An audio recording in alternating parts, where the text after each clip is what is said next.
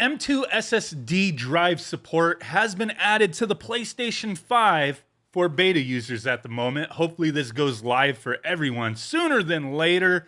So I'm getting really freaking tired of deleting stuff on my internal storage just to play a new game that I get.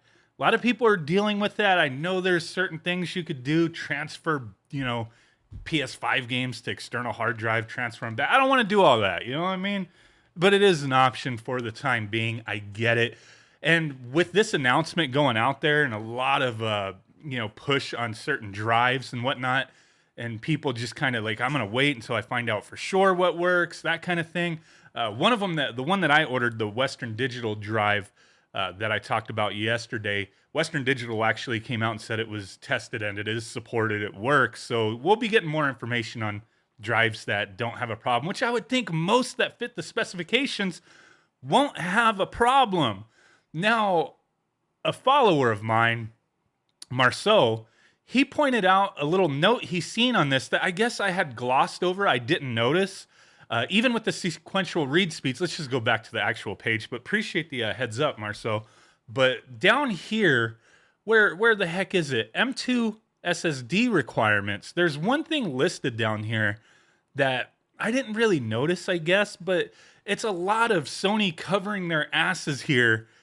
Pretty much like Sony cannot guarantee that all M.2 SSD drives meeting the described specifications will work and assumes no responsibility for the selection, performance, or use of third-party products. So then where's the Sony one, right? Are you putting out a Sony one that's verified to work? I haven't heard anything yet. And if they did, people would be buying the hell out of them. They'd be like $200. Scalpers would be grabbing them up, selling them for $450. So I don't freaking know. I know there's been this debate as far as this process goes, with this being like a lot more steps involved than the way Xbox did it. Yeah, you buy their little kind of proprietary drive, plug it in the back, and you're just good. And I can appreciate that. There's pros and cons to that approach, just like there's pros and cons to this approach, but there's just so much like asterisk type things here. Like, we don't know for sure if what you use will work. We don't assume any responsibility. Do this at your own risk. So a lot of people are a little sketch on certain things going on here. And I can definitely understand it. I think for the most part, most of these drives out there will work just fine that meet the specifications. But it's still, there's so much like unknown in the air with how they've worded this stuff. And then the other thing that I was getting to that Marceau had pointed out, is one that I just didn't notice. Not all games are necessarily playable with the exact same performance provided by the PS5 console's internal ultra high speed SSD. Even where the M.2 SSD drive's sequential read speed is faster than 5,500 megabytes per second. I think that's one that a lot of people didn't really read or notice. I didn't notice it immediately. I did notice all this information, but I guess because it was bold down here, they didn't bold this. But is this going to be a huge issue? What are the speeds? I'm going to look it up. What are the speeds on the internal drive? Let me find that out real quick. Okay, so double checking. I mean, the speeds for the internal drive on the PS5, everywhere I've looked, a few different places that list the same information, is 5.5 gigabytes per second. Now, that's the same as what the minimum spec is that they're talking about, sequential read speeds faster than 5,500 megabytes per second. But there's also a lot more going on with the internal system as far as optimization, so things don't get bottlenecked and all that. But why? Why will games not have the same performance, or possibly not have the same performance? Is it because of all that additional stuff that's tied to the internal storage with the way that's interfaced? Is there really going to be any difference, or is it just them saying this just in case because of little tiny variations in every possible drive out there, with certain ways that the drive processes, input and output, read and write, and, different things with the speeds and all that. I'm not a rocket scientist here, for fuck's sake, but I'm just curious, is that why? Just because there could be minute little differences between drives, so they have to cover their ass and say, if somebody, because the second somebody pops in one of these drives and they compare it to the internal drive on the PS5, and they find like 1 second slower loading or something like that, people are gonna flip the fuck out. I mean, that's just throwing shit in the air. I don't know what they actually mean by the exact same performance. What's going to be different here? Is this going to be something really to worry about? I don't know.